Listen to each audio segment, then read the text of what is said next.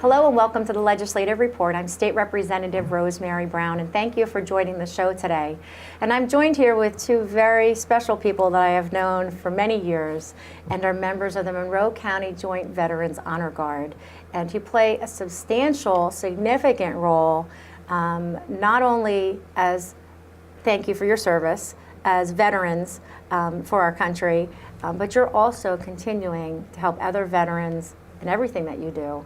And then we'll talk a little bit about the Honor Guard and what you do with funerals, which is so important. So we have D.B. Bennett with us and Tom Bowditch, who you can talk a little bit about yourselves and fill people in on how long you've been involved with the Honor Guard and what you've done. But I know personally the amount of work that you do running around on a volunteer level, and you continue to service our community and our country and give respect that is needed for our veterans. So thank you for that. And I think it's important that people watching know what you do and ways that they can help. And that's one reason I wanted to do the show with you and Tom. We're going back and forth through an email, but the urgent need for some more volunteers and for more people to jump in and give the respect to some of our veterans, especially during funerals. So with that, DB, tell us a little bit about yourself and why you've become involved so much with the Honor Guard as well.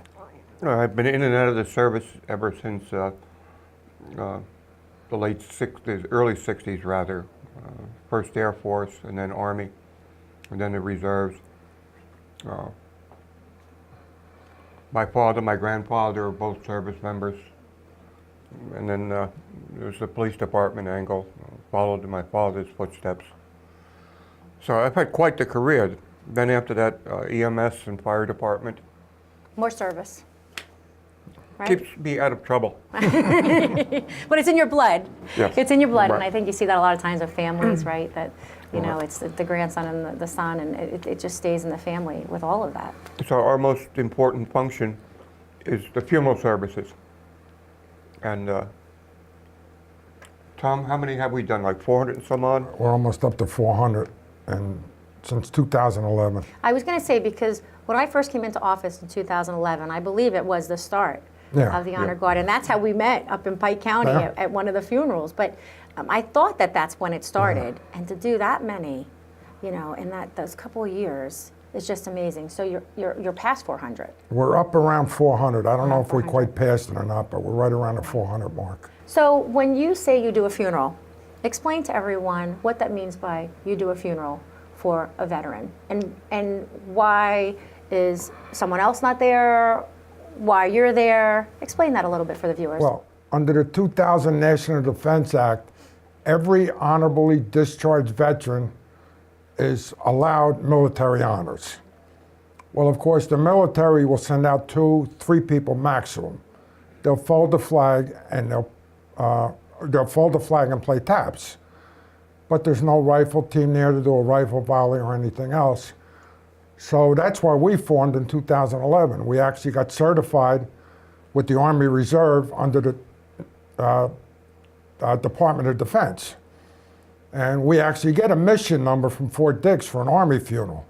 Just like we're back in the Army 40-something years later, we're getting missions from the Army. Right. But we go out, we provide the rifle volley. DB most of the time acts as a chaplain for us. So we have a special veterans prayer we do. Then we do the rifle volley. We have some live buglers. Instead of using the electronic bugle, we have to sometimes. But we have live buglers, so we play live taps. And it adds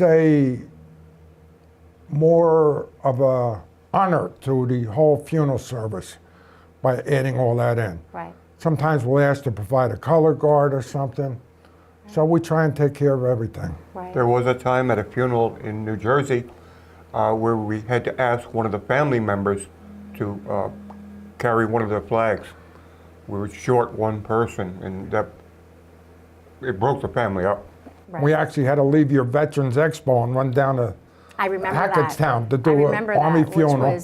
So we had to leave some people there. A couple of us went down to the funeral. Yeah. And one of the family members was, I think might have been in the Army or something. Yep. So we had him carry the Army flag in because they were doing it inside. They didn't want a rifle team. So we marched in with the flags and everything instead, Right. you know. Right. We improvise, whatever the family wants, that's what we'll do. Right. And that's important. And I think people, you know, when they have a family member who has served, to understand, you know, what that piece is, like you said, you know, you could have this piece, but then you make it a larger honor and a much stronger presence of their military sacrifice and what they've done with their service, which I think is so nice. And I've been at several funerals that you guys have done, and you even did, you know, from my uncle, a beautiful, you know, funeral service. So I think the piece is we don't want the honor guard to stop doing what they're doing. So when you do these funerals and you drive there and you know, the rifles and everything else that go along with doing a funeral, you keep it very minimal, I know, on your expenses. I know that you do. Yeah. But you really have no budget, because how are you funded? We're not funded. Right. All our members volunteer their time, and because of the rifles, we have to carry $1 million liability policy. Of course, the rifles we use are 1903 Springfields. Almost as old as us. Yeah. I mean, the Right, so you have an earliest insurance policy that you have to carry. the earliest rifle I had was, I think, made in 1909. You know, so they take a lot of maintenance. They don't make parts for them anymore, so replacement parts are hard to find and expensive. We supply the uniforms for our members so they don't have to buy them. Right. So, and we never ever charge for a funeral. Right. We have never charged a family for a funeral. Right. And the other piece that we've talked a lot about is more of you to do the funerals. I mean, you guys are running around. Currently, how many members of the Honor Guard are there? We have approximately 13 to 15 members right now. And the majority of us going out are ages 65 to 78, going out doing the funerals in the cold weather, the hottest weather you can find. Well, every one of us is disabled in one way or another, Right. you know, and we need more members, but we also need more younger members. We do have some younger members, but they have families, they have to work during the day, and a lot of the funerals are during the week, you know. Right. You can't plan. So they can't leave their job or something, so we need more members in our age group, but we also need more younger members also. Like if we go in all the parades, the Veterans Day Parade, St. Patrick's Day, well, we can't march anymore. We did up until about 3 years ago. We can hardly walk now, you know. So we need younger members that'll march in the parade for us. Luckily, we have the Boy Scouts and the Civil Air Patrol cadets. They carry the flags for us in the parades. So Right. we always have a full color guard and everything in all the parades. Both of them, Boy Scout Troop 85 and the Civil Air Patrol cadets, they're immense help to us.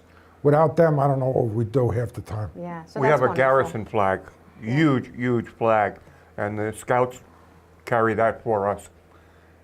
Terrible sight to see those Boy Scouts flopping around in the breeze. The garrison flag actually flew over Toby Hanna Army Depot when they had their 100th anniversary. Wow. They had it mounted on 2 cranes. It broke loose on one side and got some grease on it. So they gave it to me. They said, "You want to destroy it for us?" Yeah. Because we have a ceremony to, you Yeah. know. That is right. I said, "What are you, crazy? I'm not destroying this." So we had it cleaned as best we could. And now we have the scouts carried in the parade all the time. Yeah. Very nice. Right. And listen, at least they're willing to help, and that's a good little supplement to your group. But you made an interesting point, because you need some of the younger members, but yet they can't go that quickly. You know, in a funeral, we get like 2 days notice. right. So how can they, you know, change their? So you almost need more. You need double of the young people Yeah. of what you would normally have, because if one's not available, maybe the other one can, or Yeah, well, you it's, almost need a double recruitment, right, to have as many as possible. Now, I think the question for people who are watching: do you need to be a veteran to be on the Honor Guard? Right now, because of the way we're classified with the IRS, we have to have 70% veterans, Okay. war veterans. Okay. The rest can be non-war veterans or family members Okay. of a veteran. So that's good like to know. my wife is a member of the Honor Guard because she's, Right. you know. Right, for recruitment purposes. Yeah. You know, so depending on the ratio of your full group, you could have 30% that have not been war Right. veterans. Right. And then the rest have. So for people watching, so if you're a war veteran, we could use your help. You could use your help, and you could give whatever time that you can give. It doesn't have to be every funeral, Right. but whatever you can give. And nice way to stay involved in the community and support your fellow veterans. And then if you're not a war veteran, 30% can be. So that's another way to kind of jump in. Is there an age that you We have no start? age limit. No age limit. Well, Okay. look at him, look at me, you know, How about on the other? So is a junior honor guard, you know, a certain age? Because I know they have the Boy Scouts that are helping out, but would you say 16? yeah, I mean, You know, we have whatever. some Sons of the American Legion Okay. that will come out and help us. You know, we're both with American Legion Post 903. You know, so we all work together as one team, because you don't have to belong to the American Legion, the VFW, or anything to be a member of the Honor Guard. You just have, you know, honorably discharged veteran. And war veterans, Congress classifies war veterans, which is a little ridiculous, but from 1990 on, anybody that was in the service is classified a war veteran because it's an ongoing war. The last big group of war veterans was anybody in the service during Vietnam, up till 75. So between 75 and 90, there's small little groups in the 80s when Panama, we had invaded Panama, Beirut, there's small periods. But if you don't fall in that period, you're not classified as a war veteran, but you're still a veteran and you're Right. allowed to join the Honor Guard. Right. Okay. And good. that's because of Congress setting dates and everything for the American Legion, the Veterans of Foreign Wars, Right. you know, and we have no control over that. Right. So you're trying to. So adhere even to though you're the- not classified. It's a juggling act. Yeah. Some of the conflict periods are so obscure. Yeah. Well, listen, and it's a good guide, but you know, the show goes so fast. Where can people contact you if they'd like to become involved? We're looking Yeah. for people. One of the reasons we did the show today was also specifically looking for people to volunteer some of their time with the Honor Guard. Well, what we'll do is we'll put on the screen, you know, Great. an email. You'll see that on the screen for to contact the Honor Guard. And I hope that, you know, watching today's portion of the legislative report, that you will consider helping out the Honor Guard in any way that you or your family can. So we're going to take a break and we'll be right back with the legislative report.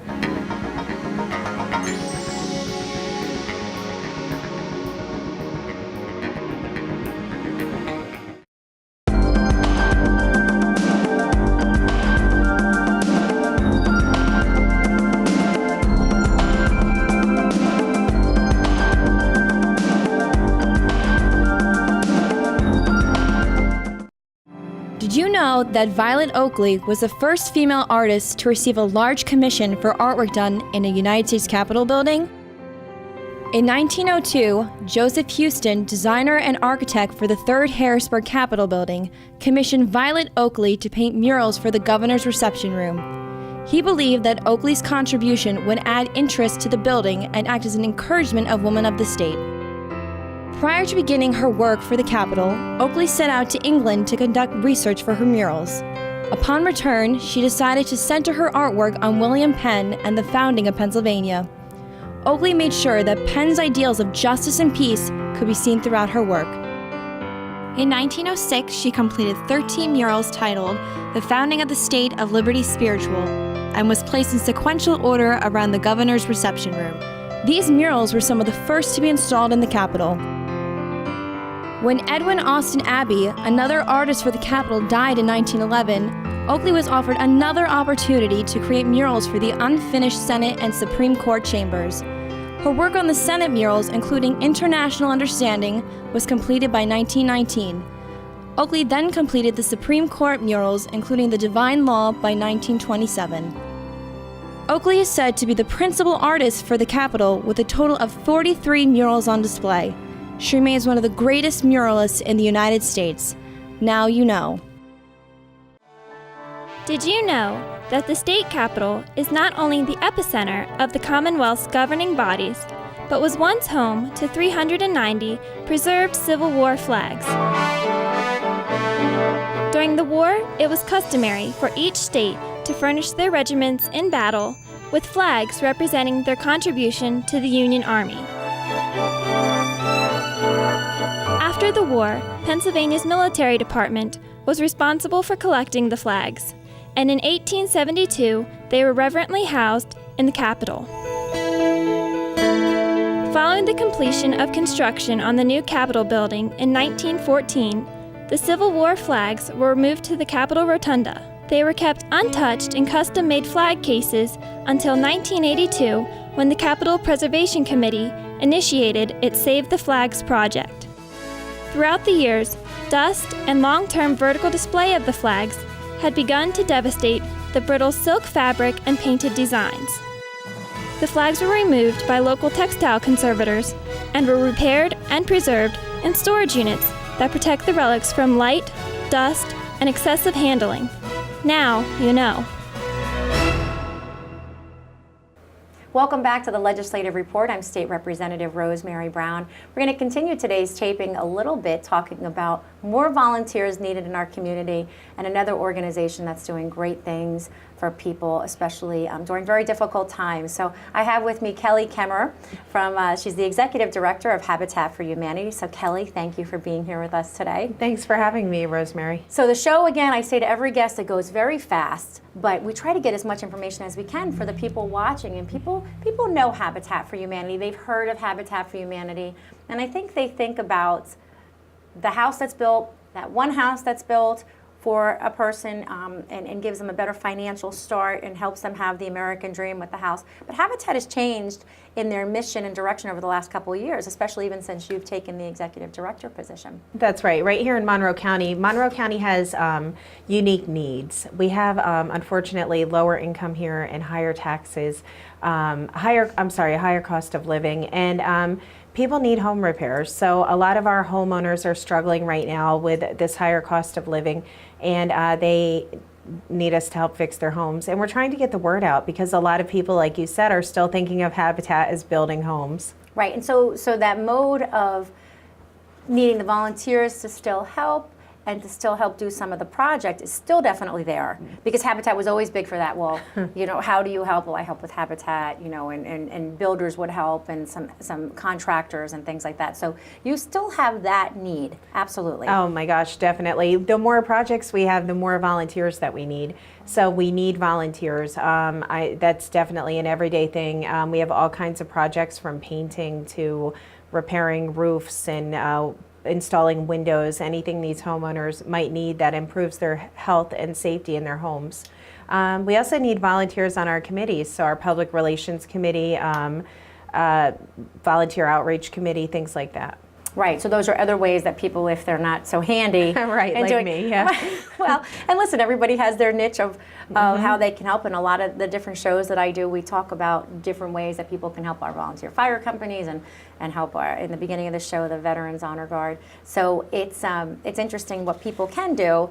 And I think the scary part for people volunteering sometimes is, I only have a little bit of time, or I only can do so much. Yes. And I think most agencies are willing to say, whatever you can do, we'll keep you focused on that. Right. And that will keep, Yes. You'll become the expert in that, or you can help us just that one time a week or a couple hours. Am I correct? Well, if somebody can help us one time a year, that's one day that they gave us their service, and that's awesome. We accomplish a lot in a day, so if somebody wants to volunteer for one day, that's fine. Life is busy, I know that, so we're happy to have anyone, even if they just want to come for a couple of hours. Right. And it's always a great thing to do with your children. Yes. Son or Yep. daughter, give them some hands-on experience and get the family out doing something else together to help the community, like you said, even if it's whatever time you can give between sporting events or anything like that, because you're juggling. Exactly, and life's so busy, but it's a great learning experience. When I volunteer on site, which I do love, I learned so much. So, I never knew what a soffit was or other things, and certain tools, but I go on site and it's so much fun. Oh my gosh, it's people from all walks of life and all different backgrounds, and we have so much fun together. And we may not have a lot in common, but we do have the common want and need of help, wanting to help our community. So it's awesome working together and so much So you're fun. meeting new people and the whole bit. So when you talk about the change a little bit of the mission statement, and we talk, and I know very much with this district, in the area, the high cost of living, and the difficulty for people to keep up with their homes, to be, hold on to their homes and live comfortably and still be able to afford everything else in life. So we know we are in a strong financial crisis with our taxes and things. So, but with that, the mission really is to help people stay in these homes. Exactly. So the projects that you're looking for, so you need projects too. We do. Because yes. you have funding to do these projects. Exactly. We right now we need to do 15 more projects before July 1. I have 4 approved, and I need more applications coming in, and we need applications for next year. So by July 1st, I have to get 15 projects completed. And after that, we're on to our next 30 projects. So I need people in the community that are homeowners to please apply. It's so interesting because I know the needs that are out there. And I know some of the calls that I receive in regards to anything from a roof to a ramp to, all different types of projects, windows and leaks. And so the projects that you do pretty much are for safety, to keep people comfortably, to keep the home warm. Right, safe and healthy, weatherization, windows, doors. I mean, the things that people call with are unique. And so anything that somebody feels affects their safety and health. So, it could be a buckled floor, or this wonderful gentleman in Stroudsburg, we fixed his walkway outside because he's disabled. He walks with a walker, and he was falling when he was going to his car because his walkway was, not On smooth. level, yeah. Yeah, and I helped with that project. So we tore up the sidewalk, and we had somebody come in and lay down concrete. So Right. So safe for that person, depending on what their lifestyle is or what their needs are. exactly, and we've had a couple of families call us who have disabled children. So their children needed special accommodations in their homes, whether they were bathrooms or ramps to get down with their wheelchairs. So it depends on the family. Right. Yeah, I could see the very broad spectrum of projects. So again, if you're watching, you need projects. We do, yes. And so you're looking for people to help. Yep. So if you have a project that you're thinking you may be able to apply to Habitat for Humanity to help get this project done for the safety of your family, but now the qualifications to apply, because now you're asking, okay, how do I apply? Do I qualify? Am I able to get the help that you may need? So Exactly. So Kelly, what are the qualifications? Right off the top of my head, for 2 people in a home, you have to make less than $44,100, and you have to be up to date on your mortgage, property taxes, and have homeowners insurance. Okay. Yeah, and so that might be some of the struggle in finding some of the applicants, right? Because some of the mortgage and the taxation issues that we're having in the area can kind of hinder those couple things of being in good standing, right? That's true, but even if they have an agreement with the county Payment to plan. pay their taxes, a payment plan, we're willing to work with them. So call us. Let's see if you do qualify. Okay, Yep. so that's good to know. Good clarification. So even if you have been behind on your taxes, which could be common in our area. It happens. Yeah, unfortunately. But if there's a payment plan in place and there's good faith, and Yes. there's something, that's where you would look at the application and say, okay, we can possibly help out the situation. Right, and we want to help people get back to being self-sufficient. Maybe they weren't able to pay their taxes because their heating bills were so high, but when we put in their windows and their home is now weatherized, they're able to get back on track. So. Yeah, and I think this is great because I think you also are focusing on the need for projects, but also veterans to help. So That's let's discuss that a little bit about helping our veterans too. Yes, Wells Fargo contacted us. They've encouraged us to look for veterans, and we'd like to help veterans to repair their homes also. We don't have a lot of veterans applying for these projects, and we understand there's a lot of hardworking veterans out there who have served our country, and we'd like to help them to fix their homes.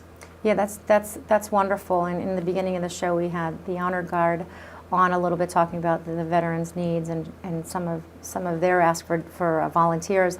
But are the qualifications very similar for the veterans? I'm sorry, yes, the qualifications are still the same.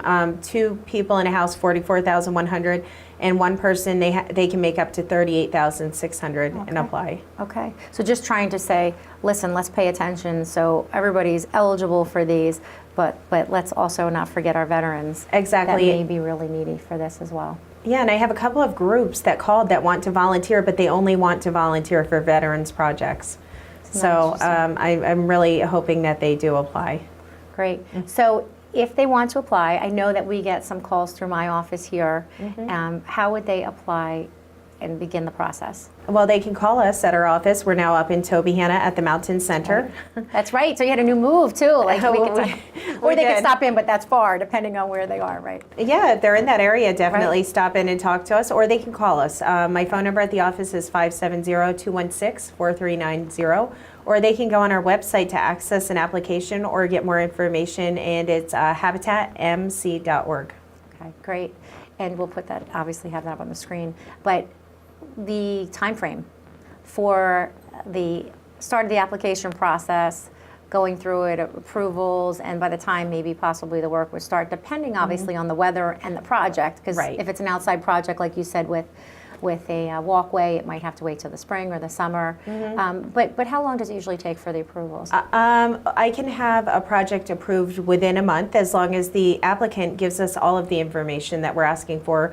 And it can be Quick. approved within the month, and we could possibly get it started the next month because we don't have a waiting list. Kelly, that is so quick. Yes, it is. I mean, in Yep. a lot of the other programs and a lot of the applications, we're waiting for, for the approvals and everything. So that is extremely quick. Yes, And definitely. it's such an opportunity, and that's why we really wanted to make sure we had you on the show today. We know that you're working hard. We know that you're pulling all the resources, and you've got this great program, and we have the need. We do. So, Yep. so I really wanted to match up and remind people that Habitat Yes. for Humanity is trying to help you stay in your home. They're trying to help you with projects that you may need for your family, and they're willing to work with you depending on the income eligibility and the fact of a payment plan with your taxes. So I just Yes. think it's important for them to remember your organization and the hard work you're doing. So. Yep, definitely. Thank you so much, Kelly. Is there thank you. anything else before we end the show that you'd like to tell anybody that's listening? Just we'd like to make our community safer and healthier for everybody. When the homes in your neighborhood are safer and healthier, your property values stay more stable, and your neighbors are more productive. They're able to be healthy, get to work, their kids can get to school, that they're not suffering from so many colds and ailments. So we're just trying to help the community to be healthier. Right. No, it's wonderful. And so anything you can do, Habitat for Humanity, looking for volunteers. Thank you for watching the Legislative Report. I'm State Representative Rosemary Brown. If you have any questions regarding this show or any other state-related matter, please feel free to contact my office.